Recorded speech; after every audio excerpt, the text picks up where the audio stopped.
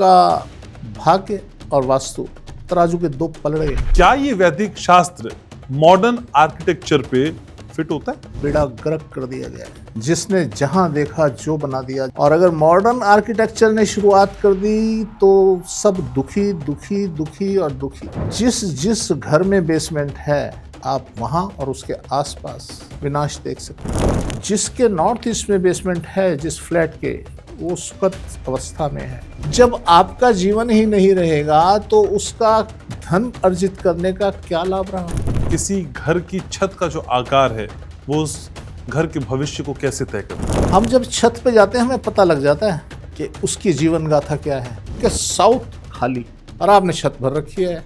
कोई दुनिया की ताकत नहीं है जो आपको बचा ले कर्जे से। लेकिन डॉक्टर महेश गुप्ता कहते हैं कि अपने घर से अच्छा है किराए के घर पे रहना। आपका व्यवसाय धीरे धीरे ठप होने लगेगा, आपके कर्जे बढ़ते चले जाएंगे, कर्जा चुकाने की स्थिति में आप नहीं। घर का कोई एक खास कोना है जहाँ पे जाके हमें शांति मिल सकती है? आपने साउथ में सर रख के सोना है। एक वास्तु सम्मत घर बना लीजिए ना, रहिए, सोइए, खाइए, ऐश कीजिए, कुंडली जागृत हो जाएगी। शनि की ढैया चल रही है, शनि की 7.5 चल रही है, अभी तो कुछ अच्छा नहीं होगा। जब शनि 15 डिग्री पे होता है हम तब अपनी कोई भी रिसर्च स्टार्ट करते हैं कि लाइफ में चमत्कार होता है अगर वास्तु ठीक है। अगर वास्तु खराब है और एस्ट्रोलॉजिकली आपकी स्थिति खराब हो गई तो सर उल्टे टांग दिए जाओ। तो सर एक गारंटी ऐसी चाहिए कि एक ऐसा घर बना दें जो घर ना रहे, धन का घर हो, मनी हाउस। मैं ऐसा घर निर्माण कर सकता हूँ कि आदमी जन्म जन्मांतर तक सुखी रहेगा। अब बहू का रिश्ता सास से खराब हो गया, अब वास्तु का खेल यहाँ भी है क्या?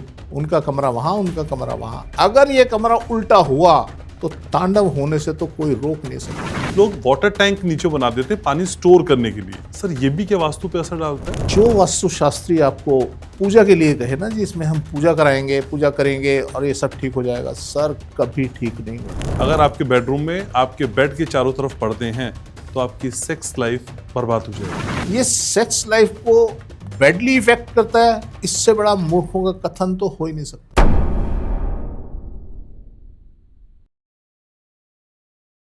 किसी को घर से निकलते ही मिल गई मंजिल और कोई हमारी तरह सिर्फ सफर में ही रहा। लेकिन मैं चाहता हूं कि आप सफर में ना रहें और अंग्रेजी वाला सफर भी आपकी जिंदगी में कभी ना आए।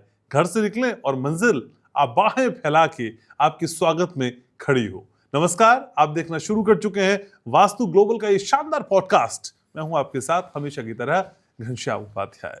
तो वास्तु के जरिए आपके जीवन को थोड़ा ही सही हम बदलने की कोशिश करते हैं और ये प्रयास करते हैं कि वास्तु आपके जीवन में नए आयाम गढ़े। और मैं उम्मीद कर रहा हूं कि जो पॉडकास्ट की सीरीज चल रही है वो कुछ से ही आपके जीवन में बदलाव तो ला रही है। तो फिर अपने अपने कुर्सी की पेटी बांध दीजिए, क्योंकि वास्तु ग्लोबल का ये जो पॉडकास्ट है अपनी फ्लाइट टेक ऑफ करने के लिए बिल्कुल तैयार है। और आप जानते ही हैं कि इस फ्लाइट के पायलट कौन होते हैं मेरे साथ। इस फ्लाइट के पायलट हैं वास्तु ग्लोबल के फाउंडर और world famous vastu expert doctor Mahesh Gupta. Doctor Mahesh, स्वागत है आपका। तो सर फ्लाइट उड़ेगी? जरूर जरूर। तो आज उड़ के खुशहाली तक जाना है सर। जरूर। ठीक है सर, शुरुआत करते हैं सर। तो कई लोग ये जानना चाहते हैं आपसे कि भाई आप कहते हैं अपने पॉडकास्ट में कि जो वास्तु है वैदिक शास्त्र है, तो क्या ये वैदिक शास्त्र मॉडर्न आर्किटेक्चर पे फिट होता है? बड़ा दुख होता है सर कहते हुए कि जो वैदिक आर्किटेक्चर है वो अवधारणा है सुख की, कि व्यक्ति सुखी कैसे रहे। और मॉडर्न आर्किटेक्चर वो अवधारणा है दिखावे की, कि व्यक्ति शो ऑफ कैसे करे, दिखावा कैसे करे। इस पूरे वैदिक आर्किटेक्चर का बेड़ा गर्क कर दिया गया है। जिसने जहां देखा जो बना दिया, जिसने जहां देखा जो बना दिया। वैदिक आर्किटेक्चर एक ऐसा कॉन्सेप्ट है जो आपकी तह तक जाता है, और मॉडर्न आर्किटेक्चर एक ऐसा कॉन्सेप्ट है जो हवा में रहता है, जो बात करता है सुंदरता की, जो बात करता है दिखावे की, जो बात करता है भव्यता की। बातें सारी वैदिक आर्किटेक्चर में भी होती हैं यही, पर वो इतनी गहराई तक होती हैं कि आपके सुखद जीवन की कल्पना की जाती है। आपका मॉडर्न आर्किटेक्चर किसी चीज में दूर दूर तक साथ नहीं देता कि आप सुखद रहेंगे, जबकि वैदिक आर्किटेक्चर आपको इस बात की गारंटी देता है कि आप सुखी रहेंगे। आप सुखी रहेंगे तो समाज सुखी रहेगा, आपका परिवार सुखी रहेगा, और ये अगर शुरुआत हो गई तो पूरा ब्रह्मांड, पूरी दुनिया, पूरा संसार सुखी रहेगा। और अगर मॉडर्न आर्किटेक्चर ने शुरुआत कर दी तो सब दुखी दुखी दुखी और दुखी। आज देखिए जो मेरा अनुभव रहा, मैंने जो देखा, एक बेसमेंट ऐसा हमारे यहाँ एक कॉन्सेप्ट आ गया जो तबाही मचा रहा है, मचाएगा। जिस जिस घर में बेसमेंट है आप वहाँ और उसके आसपास विनाश देख सकते हैं। अगर घर हैं, कमर्शियल में थोड़ा सा इम्पैक्ट कम आता है तब भी। तो इसलिए जो वैदिक वास्तुशास्त्र है वो तय खाना बनाने की परमिशन नहीं देता। हालांकि अगर हम पुराणों की बात करें उसमें बहुत जगह तय खाने का विवरण मिलता है, और पुराने मंदिर भी जो बने हुए उनमें तय खाना जरूर होता है। वो अवस्था कभी ऐसा हुआ करती थी, दूर होती थी, मंदिर बहुत दूर होता था, गांव से बाहर कहीं जाके दूर हुआ करता था, उसका इम्पैक्ट लोगों पे नहीं पड़ता था। और वहाँ राजा महाराजाओं ने लगभग वो धन छुपाने के लिए या धन रखने के लिए एक ऐसी जगह बनाई हुई थी कि लोग डरें वहाँ पे उस धन को चुराते हुए। इसके लिए वहाँ तय खानों का यूज़ किया गया।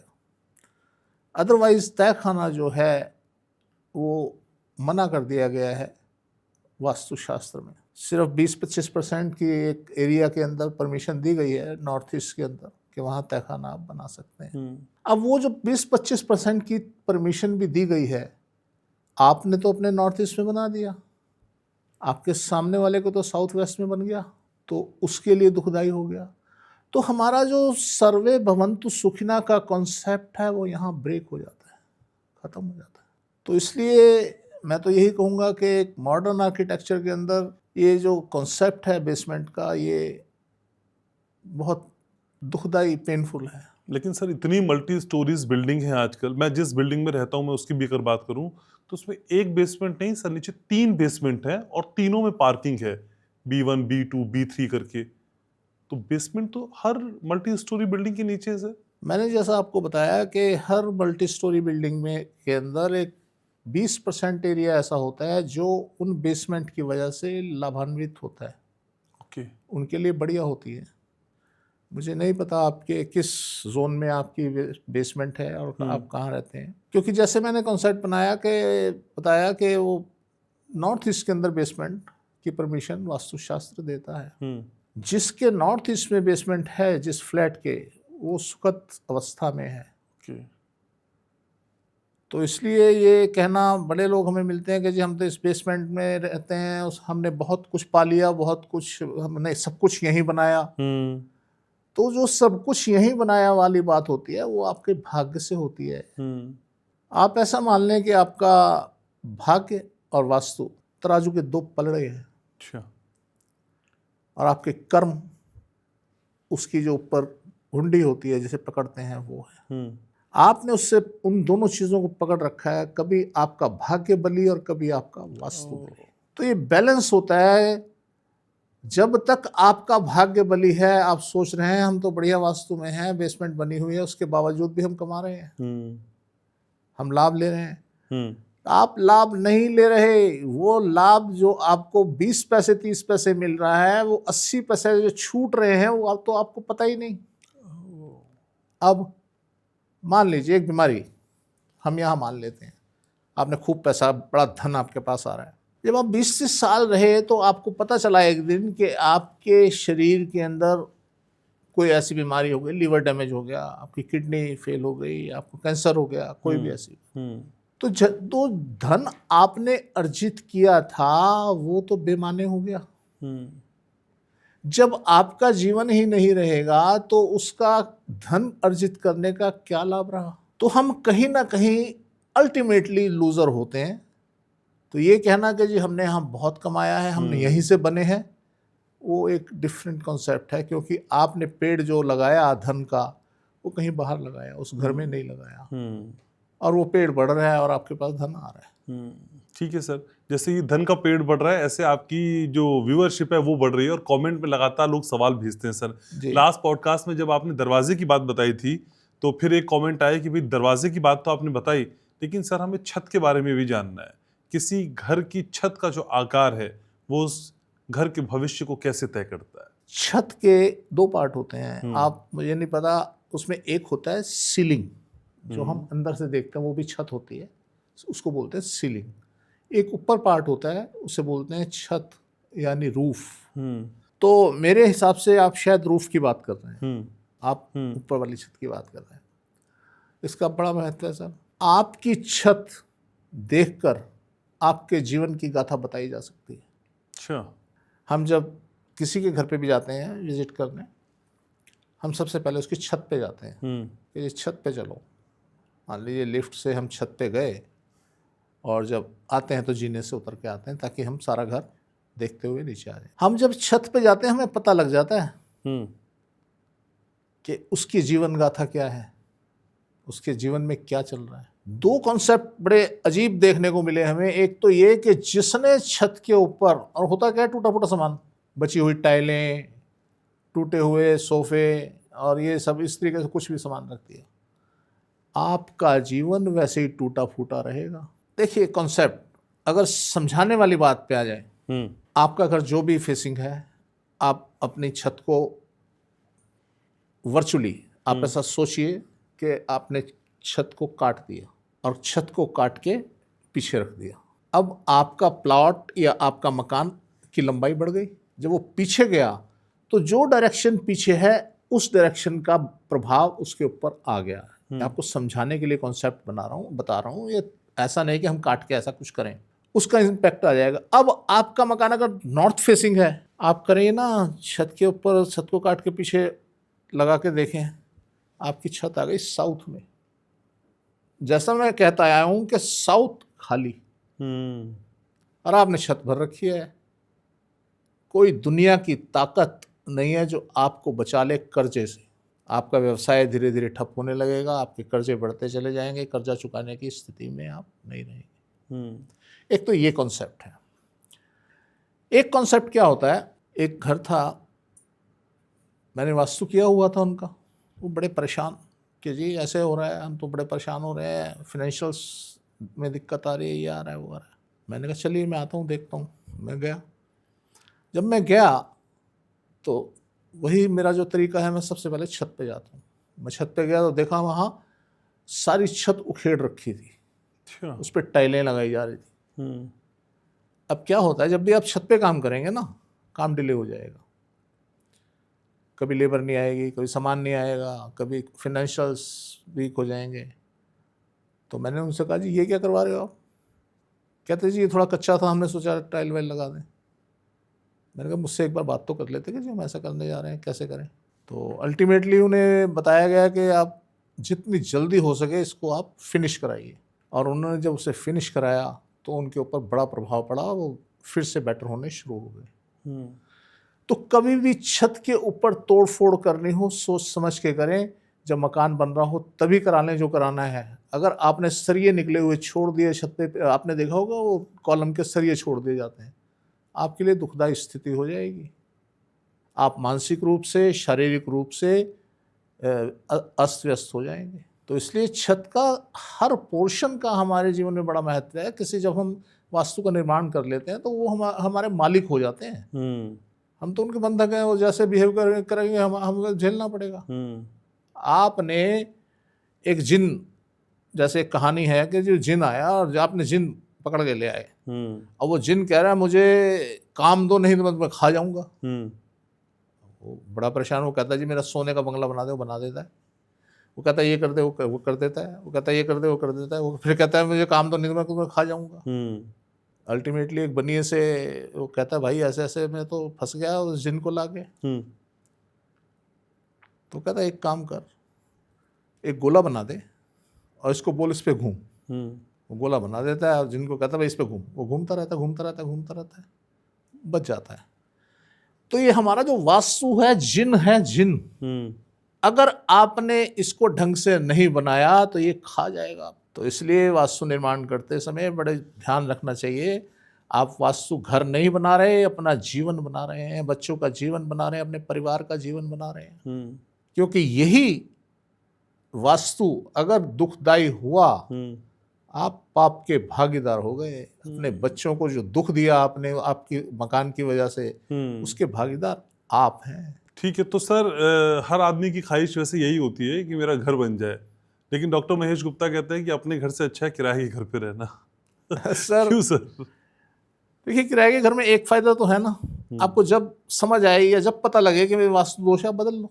अगर आपने अपना मकान बना लिया और आपको पता लगा वास्तु दोष है, तो सर बड़ा मुश्किल है चेंज करना। हाँ, कुछ लोग हमें वैसे मिले जिन्होंने रातों रात फैसला लिया कि यस हम बदल देंगे, और उन्होंने बदल लिया, उनका जीवन बदला। एक सज्जन थे मुंबई में जो मेरे साथ जुड़े थे, शायद 92 से जुड़े हुए थे। तो बीच में थोड़ा सा कहीं इधर उधर हो गए, तो मैं एक बार मुंबई गया हुआ था, तो मैंने उन्हें फ़ोन किया।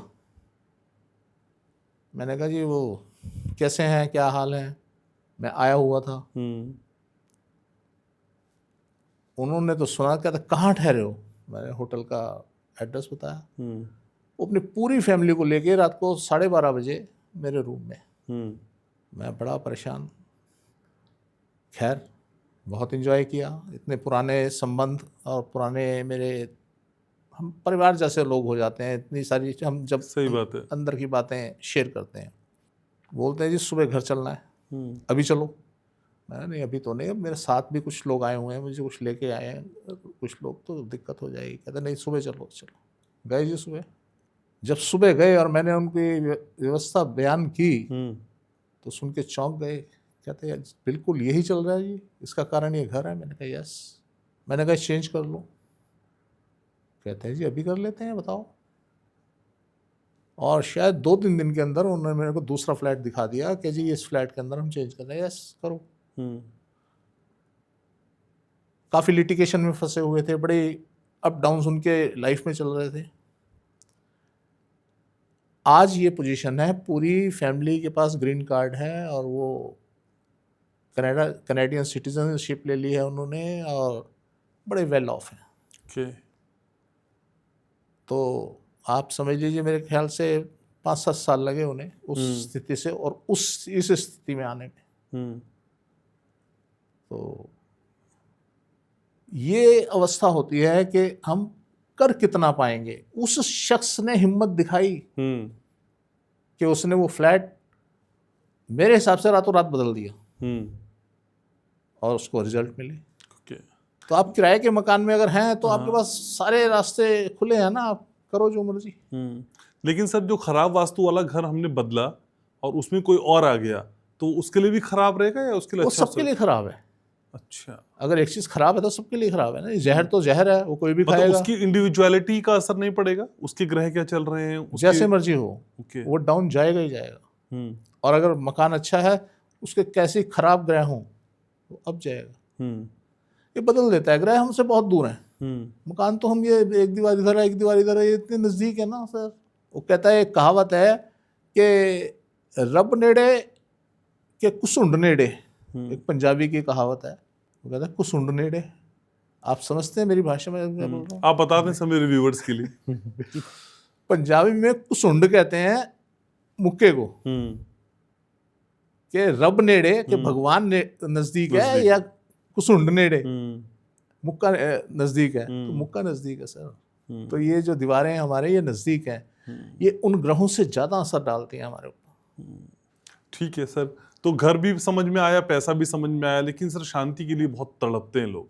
शांति इन सारी चीजों के बावजूद नहीं मिलती, तो क्या घर का कोई एक खास कोना है जहां पे जाके हमें शांति मिल सकती है? देखिए, अगर आप किसी से भी बात करेंगे तो शांति के लिए आपको एक ही उसका आंसर होगा कि आप नॉर्थ ईस्ट में शांति मिलेगी।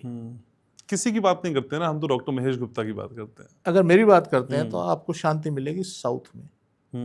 साउथ फेवरेट है आपका? फेवरेट नहीं सर। लोग बहुत पूछते हैं कि कौन सी दिशा खराब होती है। कोई दिशा खराब नहीं, उनका यूज करना आना चाहिए।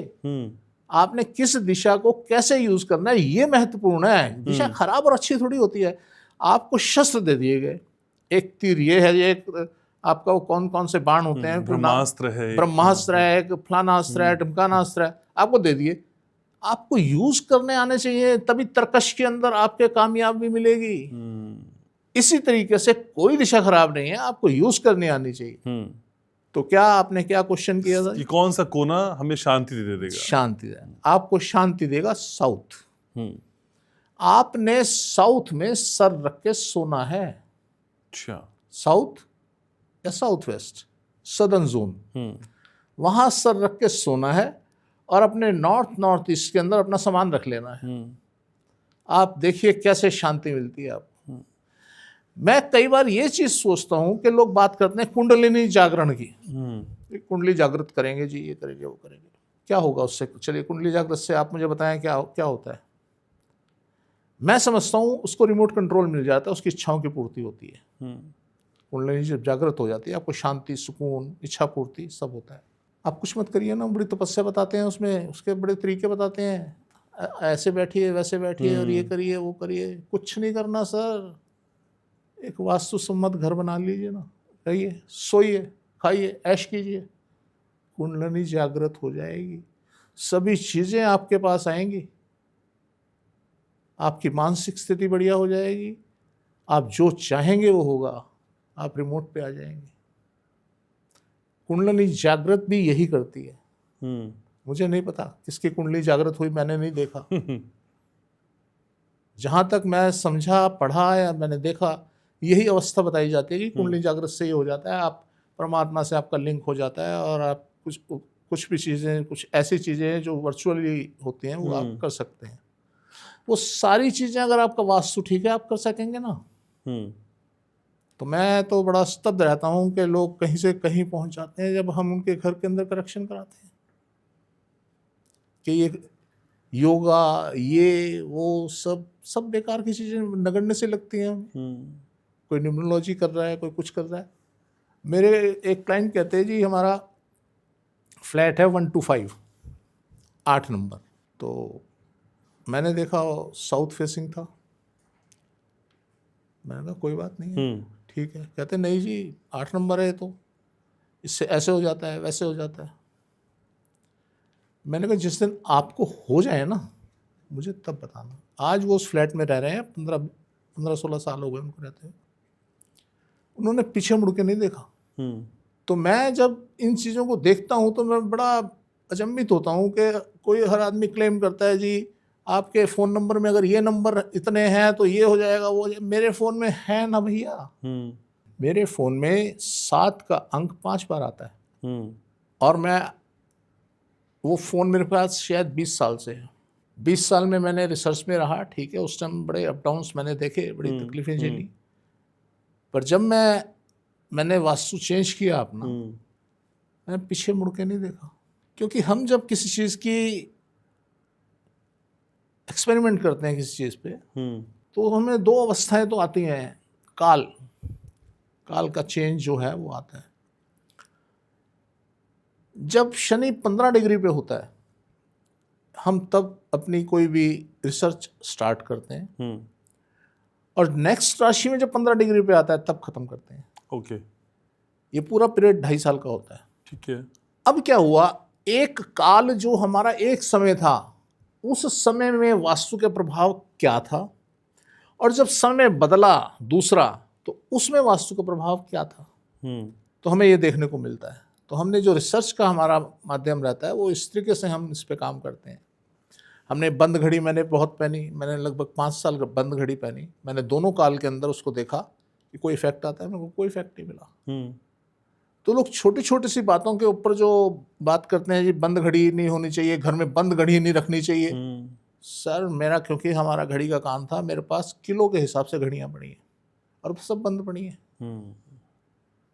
और आज की डेट में मैं रिमोट पे आ चुका हूँ। बड़ी छोटी छोटी सी बातें होती हैं जो मैं सोच भी नहीं पाता कि ऐसा हो जाएगा, हो जाता है।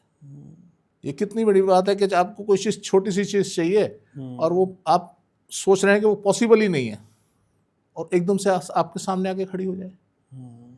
तो इसलिए सर मेरा जो अनुभव रहा है बड़ा डिफरेंट अनुभव रहा है, और मैं बड़ा जिज्ञासु हूँ इस ज्ञान को लेकर कि मुझे और मिल जाए और मिल जाए, और मैं रिसर्च करता रहता हूँ किसी भी चीज़ में। तो सर अगर इतनी ही सारी बातें सही हैं तो फिर जो एस्ट्रोलॉजर्स कहते हैं भाई अभी तो तुम्हारी शनि की ढैया चल रही है, शनि की 7.5 चल रही है, अभी तो कुछ अच्छा नहीं होगा, तो सर वो कुछ नहीं है, फिर इसका मतलब वास्तु ही कर रहा है वो भी? नहीं, देखिए जब आपकी वो अवस्था एस्ट्रोलॉजिकल वैल्यूज आपकी अच्छी होती हैं तो आपकी लाइफ में चमत्कार होता है, अगर वास्तु ठीक है, बढ़िया है तो। अच्छा। और अगर वास्तु खराब है और एस्ट्रोलॉजिकली आपकी स्थिति खराब हो गई तो सर उल्टे टांग दिए जाओगे। दोनों का असर होता है। मेरा कहने का मतलब ये था कि क्योंकि वो हमसे बहुत दूर हैं, उनका असर हमारे ऊपर कम होता है और हमारे ऊपर वास्तु का असर ज़्यादा होता है, और वास्तु सामर्थ्य है उसके प्रभाव को बदलने का। ओके, ठीक है। तो सर वैसे देखिए मैं अक्सर आपसे गारंटी लेता हूँ अपने शो में जी। तो सर एक गारंटी ऐसी चाहिए कि एक ऐसा घर बना दें जो घर ना रहे, धन का घर हो, मनी हाउस, ऐसा गारंटी आप देंगे आज मुझे? देखिए सर मेरे जीवन में तो एक अवधारणा है जिसमें मैं चल रहा हूँ, काम कर रहा हूँ।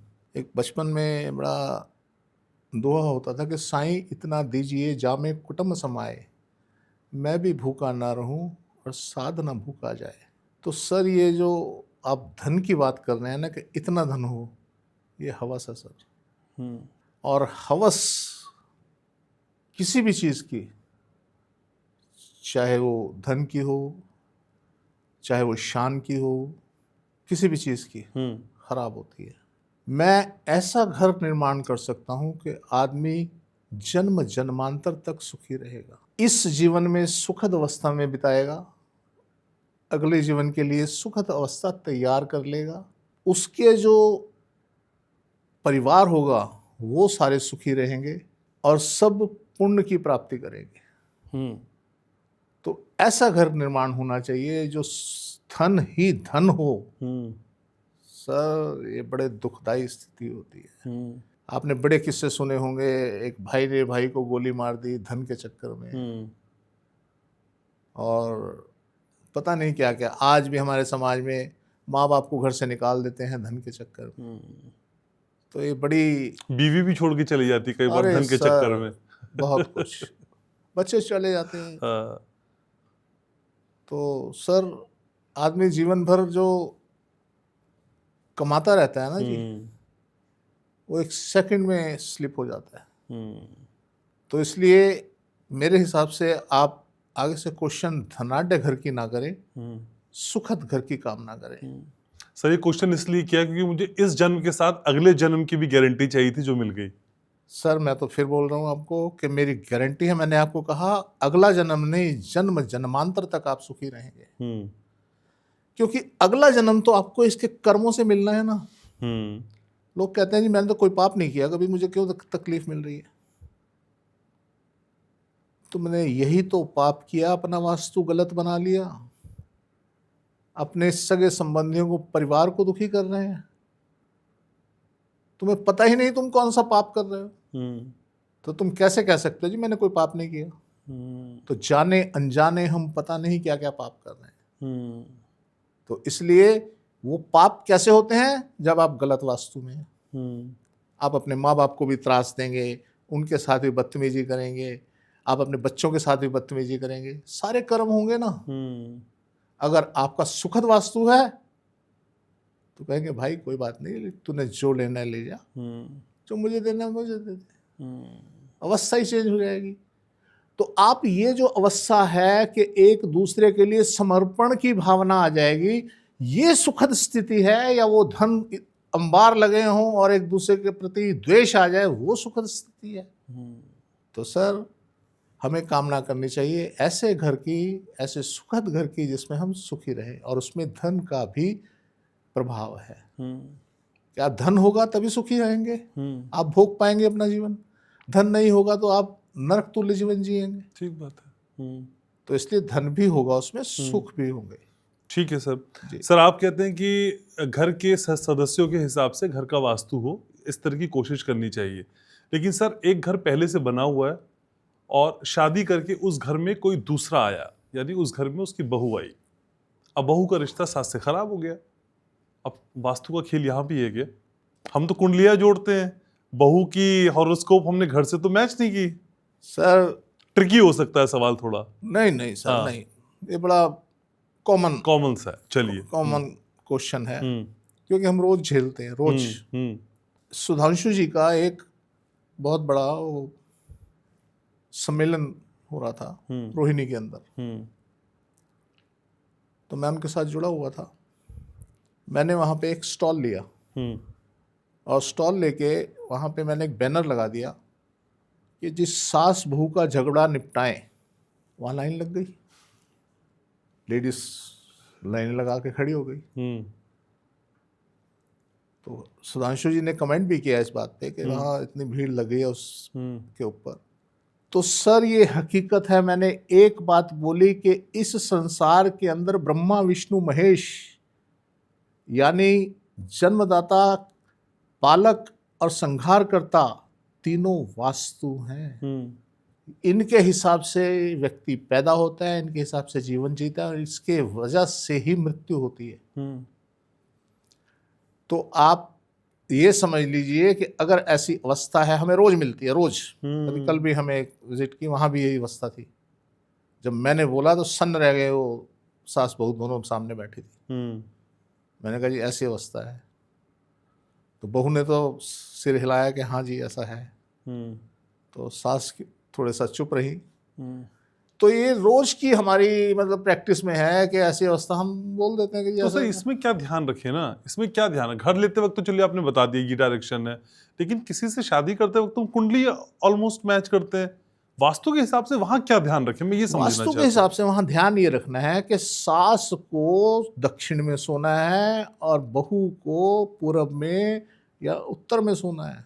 उनका कमरा वहां, उनका कमरा वहां। अगर ये कमरा उल्टा हुआ तो तांडव होने से तो कोई रोक नहीं सकता। और अगर कहीं उल्टी व्यवस्था कर दी तो या तो बहू भाग जाएगी और या भगा देगी। हमें बहुत सारी ऐसी चीजें देखने को मिलती हैं। अभी आपने कहा कुंडली मिलान, ये सब्जेक्ट बड़ा डिफिकल्ट सब्जेक्ट है। हमारे साथ रोज होता है। 70% कुंडली ऐसी होती हैं जो उसके अंदर जो कुंडली देखी जाती है वो देखी जाती है नॉर्दर्न स्टाइल के अंदर के मून साइन से। ओके।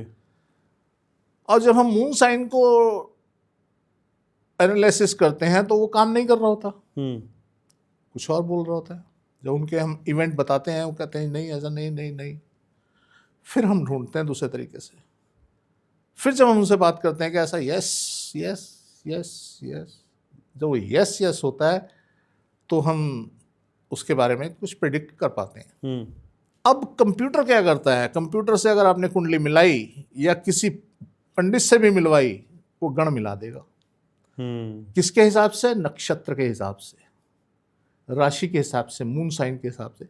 जब वो मून साइन है ही नहीं तो वो कुंडलियां कैसे मिलेंगी? एक ये भी बहुत बड़ा कारण बनता है विनाश का। अब मान लीजिए कुंडली मिल गई, चलिए मैं कहता हूं दोनों के मून साइन भी ठीक है, सब कुछ ठीक है।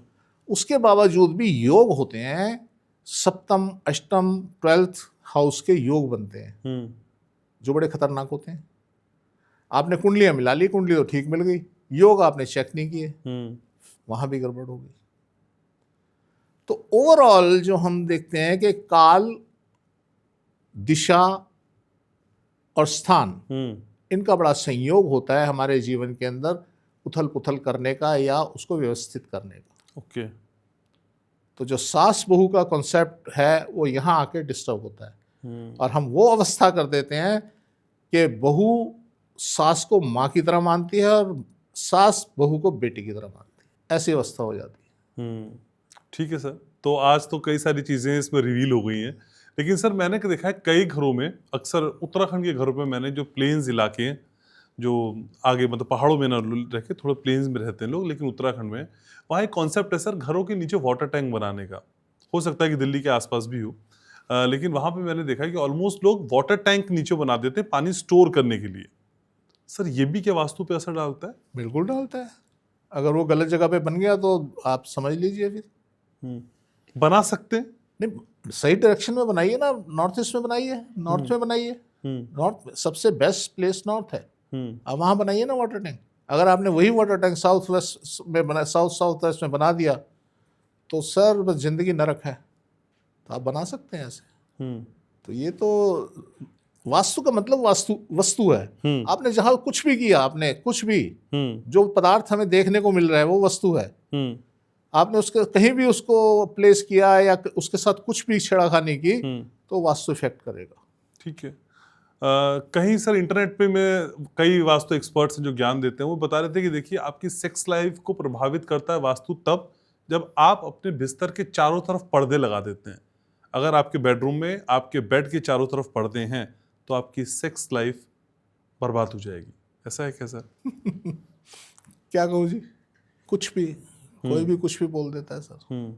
आपने कुछ बेडरूम्स के सीन देखे होंगे, फोटोज भी आज नेट पे बहुत हैं कि बेड के सेंटर में छत से पर्दे लटके हुए हैं।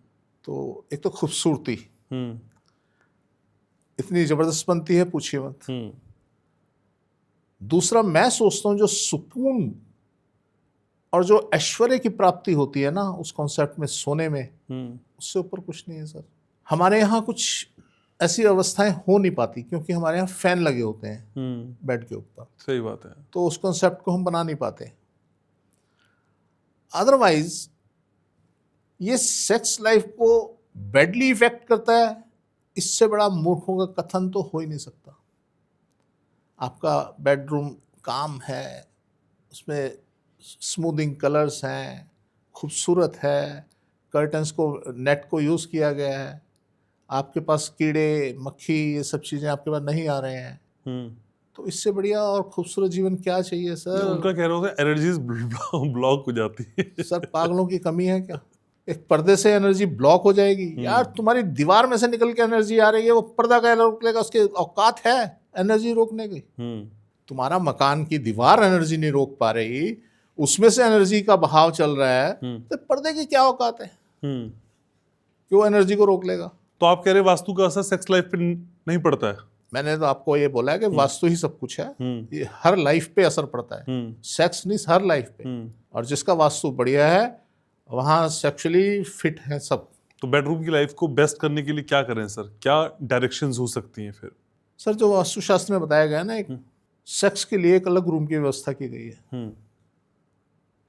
वो नॉर्थ में की गई है। क्यों की गई है? नॉर्थ की जो एनर्जी होती है सॉफ्ट एनर्जी होती है, ओके, डेंसिटी कम होती है और क्वांटिटी ज़्यादा होती है।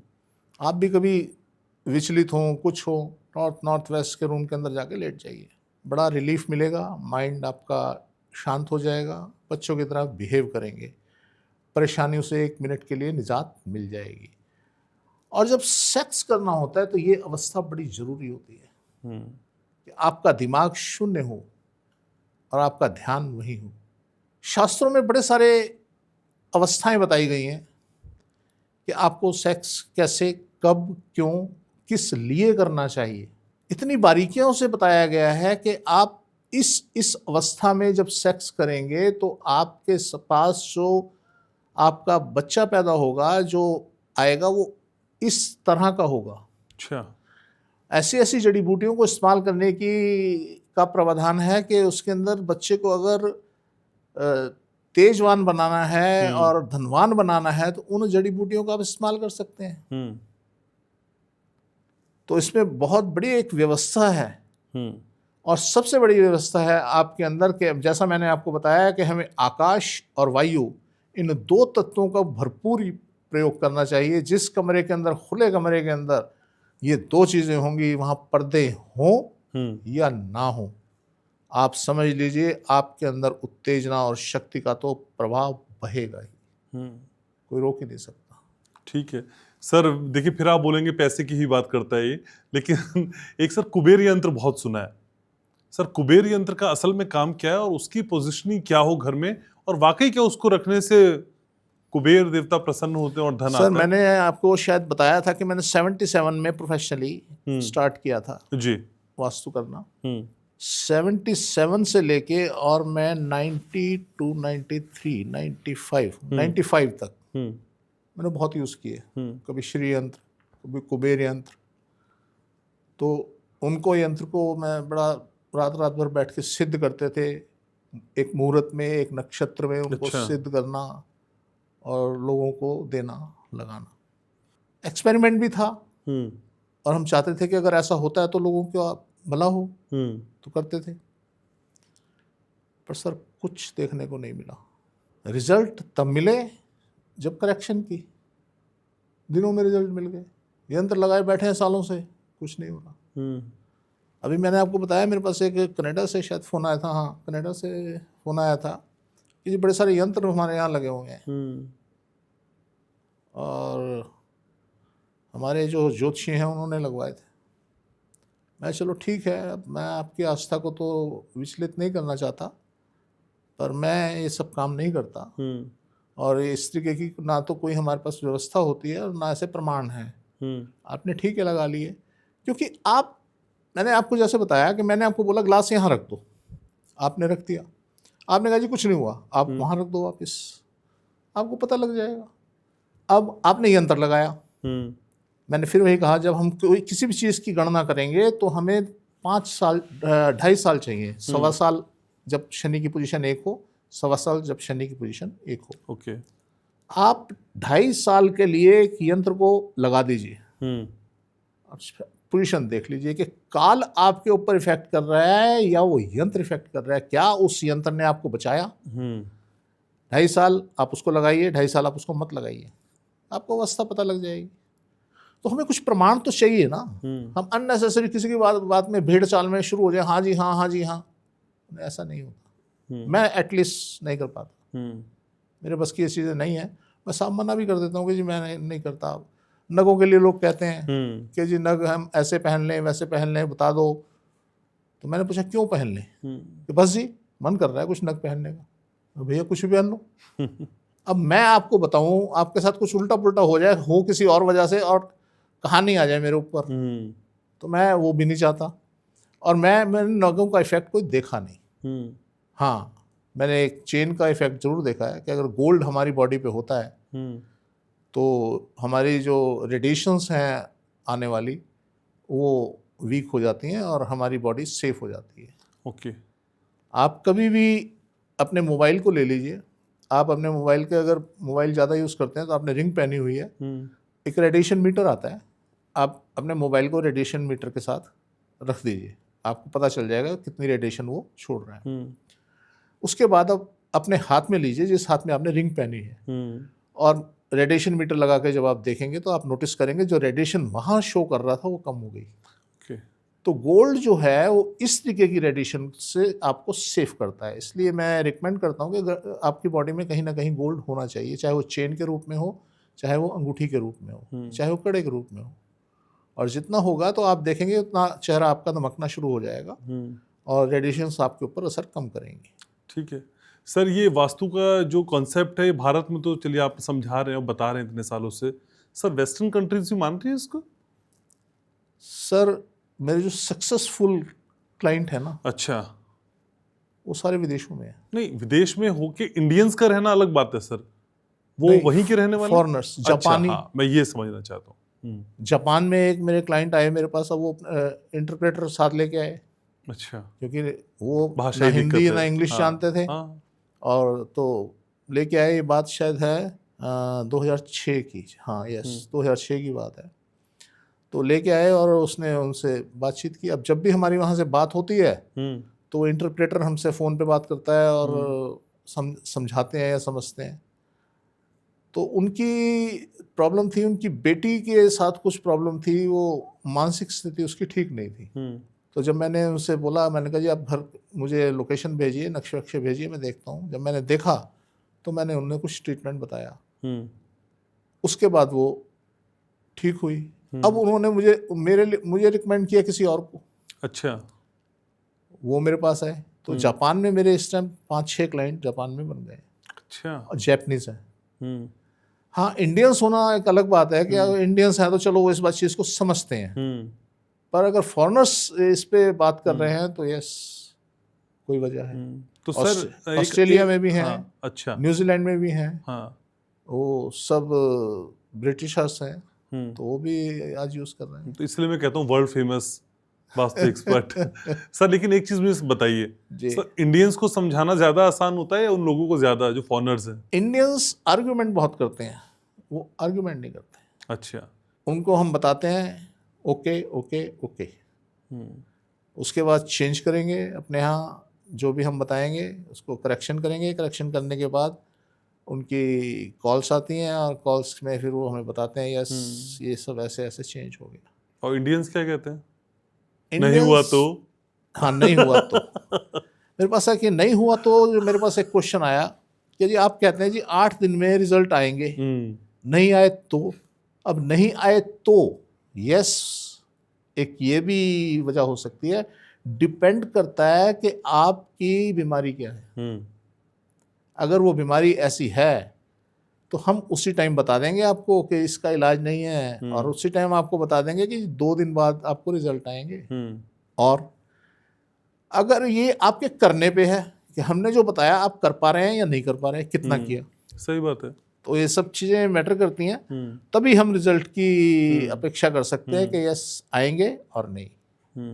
तो रिजल्ट तो डेफिनेटली आएंगे। आप यूँ समझ लीजिए ना कि हमने जब एक आतिशबाजी चलाते हैं ना, हवाई छोड़ते हैं, जब उसका मुंह ऊपर को कर दिया और आग लगा दी तो ऊपर तो जाएगी जाएगी, कितनी ऊपर जाएगी वो बात दूसरी है, वो उसकी कैपेसिटी है, और वो एक बार तो ऊपर जाएगी। सर मुझे लगता है इसका दूसरा एंगल ये भी है, जो इंडियंस आप कहते हैं कि थोड़ा विश्वास करने में टाइम लगाते हैं, नहीं ठगने वाले नहीं नहीं नहीं, आर्गुमेंट टाइम नहीं लगाते। हाँ, उन्हें ये तो विश्वास है कि ये कुछ होता है, हाँ, फॉरेनर्स को ये नहीं विश्वास कि कुछ होता है। हाँ, लेकिन आपकी बातों पे जो भी एक्सपर्ट उन्हें बताता है उस पर तो यकीन करने में समय लगाते हैं।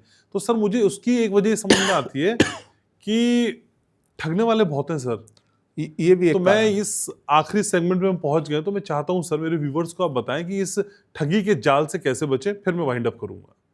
एक तो सर सबसे पहली बात, जो वास्तुशास्त्री आपको पूजा के लिए कहे ना जी इसमें हम पूजा कराएंगे, पूजा करेंगे और ये सब ठीक हो जाएगा, सर कभी ठीक नहीं होगा। अगर पूजा से ही ठीक हो रहा होता तो आज ये समझ लीजिए जितनी पॉपुलेशन दुनिया के अंदर है लगभग 70% लोग ये काम करते हैं, पूजा पाठ करते हैं, तो उन्हें कुछ करने की ज़रूरत नहीं थी। सबसे पहले तो वो आदमी फ्रॉड है जो पूजा पाठ के चक्करों में डाल के आपको बहकाता है और क्लेम करता है कि यस इससे ठीक होगा। अभी की ताज़ी बात है, हिसार में एक क्लाइंट हैं, तो वो बता रहे थे कि जी यहाँ किसी ने मेरे से 3 लाख रुपए लिए कि जी पूजा करा दूंगा और आप ठीक हो जाएंगे। कहते जी 2 साल हो गए और मैं उसको कई बार कहा कि जी कुछ हुआ नहीं, तो फ़ोन उठाना बंद कर दिया, और ये सब इस तरीके की समस्याएं हैं। तो सर ऐसा ही होता है। तो ये जो पूजा पाठ का कॉन्सेप्ट है ना, ये आपका आंतरिक शांति है। देखिए किसी को क्या होता है जब सुर, ताल और लिरिक्स ये मिक्स होते हैं ना, तो जन्म होता है एक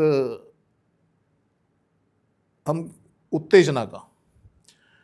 वो चाहे आपका भजन हो, वो चाहे आपका कोई फिल्मी गीत हो, वो चाहे आपकी कोई कविता हो, इसमें जब सुर ताल मिल जाएंगे ना सर, तो ये कमाल करता है। तो हमें यहाँ ये अपेक्षा नहीं करनी चाहिए कि ये भगवान की वजह से इसलिए हमें रोमांचित कर रहा है, ये हमारा इस वजह से तो नहीं सर, इसने तो करना ही है। जब बीट मिलेगी, सुर मिलेगा, ताल मिलेगी, तो सर रोमांचित तो आप हो ही जाएंगे।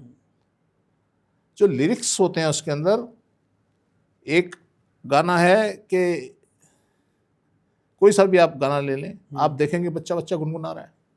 बताइए ना आपके मन में जो आ रहा था गाना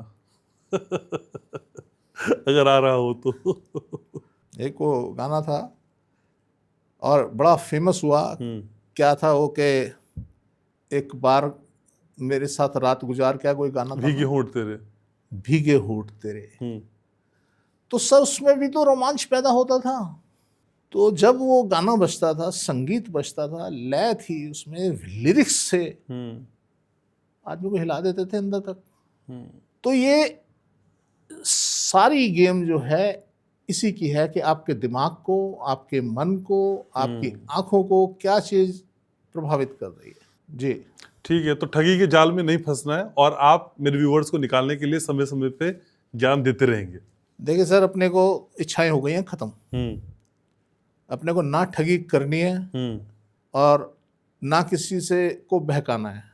तो जो स्पष्ट सीधी बात अपने दिमाग में आती है, हो सकता है कि मैं अभी थोड़े कम लेवल पे हूँ, लेवल इससे ऊपर जा सकता है, पर जो दिमाग में बात आती है सीधी स्पष्ट सी बात सामने रख देते हैं। ठीक है, तो हमें ज़्यादा हेर फेर करने की जरूरत नहीं है ना सर। करना क्या है हमने? ठीक बात है। तो मैं जैसा बताया कि आज लाइफ रिमोट पे आ चुकी है, तो अब हमें ज़रूरत ही नहीं किसी उधेड़ बुन करने की।